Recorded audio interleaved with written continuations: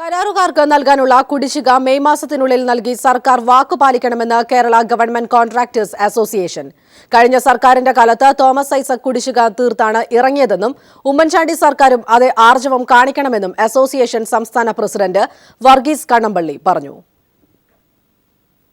കരാറുകാർക്ക് നൽകാനുള്ള കുടിശ്ശിക കോടികളായപ്പോഴാണ് സർക്കാർ നിർമ്മാണ പ്രവർത്തനങ്ങൾ നിർത്തിവെച്ചുകൊണ്ട് കരാറുകാർ സമരം നടത്തിയത്. ഈ സമരത്തിന്റെ ഒത്തുതീർപ്പിനായി കരാറുകാരുമായി ചർച്ച നടത്തുകയും അതിന്റെ അടിസ്ഥാനത്തിൽ അന്നത്തെ ധനകാര്യമന്ത്രി കെ.എം. മാണി പുറപ്പെടുവിച്ച വാർത്താക്കുറിപ്പുമാണിത്. ഒത്തുതീർപ്പ് വ്യവസ്ഥകൾ ഇങ്ങനെ: സർക്കാർ കരാറുകാരുടെ ബിൽ കുടിശ്ശിക കൊടുത്തു തീർക്കാൻ സമയബന്ധിത നടപടി.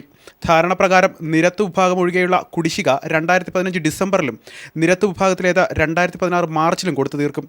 6 മാസത്തെ ബില്ലുകൾ ഡിസ്കൗണ്ട് ചെയ്യുന്നതിനോടൊപ്പം 6 മാസം പഴക്കമുള്ള ബില്ലുകൾ ഡിസ്കൗണ്ട് ചെയ്യുമ്പോൾ പലിശയുടെ 50% സർക്കാർ വഹിക്കും. എന്നാൽ ഇതെല്ലാം പാഴ്വാക്കായി.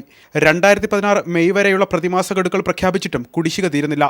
കേരള ഗവൺമെന്റ് കോൺട്രാക്ടേഴ്സ് അസോസിയേഷൻ സംസ്ഥാന പ്രസിഡന്റ് വർഗീസ് കണ്ണമ്പള്ളി: കഴിഞ്ഞ 2015 ജനുവരിയിൽ വെറും 12 മാസത്തെ കുടിശ്ശിക ഉണ്ടായിരുന്നുള്ളൂ. അപ്പോൾ ഈ സമരം എല്ലാം കഴിഞ്ഞിട്ടും കുടിശ്ശികയുടെ ആ കാലദൈർഘ്യം വർദ്ധിക്കുകയാണ് യഥാർത്ഥം ചെയ്യുന്നത്. സാറ് ഒരു സീറോ പെൻഡൻസിലേക്ക് കൊണ്ടുവന്നാണ് അധികാരം ഒഴിയുമ്പോൾ കുടിശ്ശിക ഏതാണ്ട് പൂർണ്ണമായും തീർന്നിട്ടുണ്ടായിരുന്നു. അപ്പോൾ വീണ്ടും ഞങ്ങൾ ഈ കുടിശ്ശികയായിട്ട് ഇനി അവരാണ് വരുന്നതെങ്കിൽ ഞങ്ങൾ ഈ കുടിശ്ശികയായിട്ട് അങ്ങോട്ട് ചെല്ലുമ്പോൾ ഞങ്ങൾക്ക് വയ്യാത്തൊരവസ്ഥയിലേക്ക് വരും.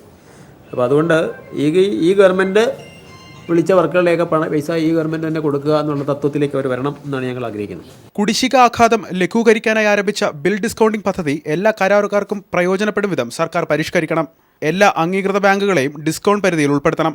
മാത്രമല്ല, സർക്കാർ കാലാവധി അവസാനിക്കുന്നതിന് മുമ്പ് 2016-2017 ബഡ്ജറ്റിൽ 1400 കോടി രൂപ പ്രത്യേകമായി വകയിരുത്തി മെയ് മാസത്തിനുള്ളിൽ തന്നെ കരാറുകാരുടെ കുടിശ്ശിക കൊടുത്തു തീർക്കാനുള്ള ആർജവവും സർക്കാർ കൈക്കൊള്ളണമെന്ന് അസോസിയേഷൻ ആവശ്യപ്പെട്ടു. News bureau, Kochi.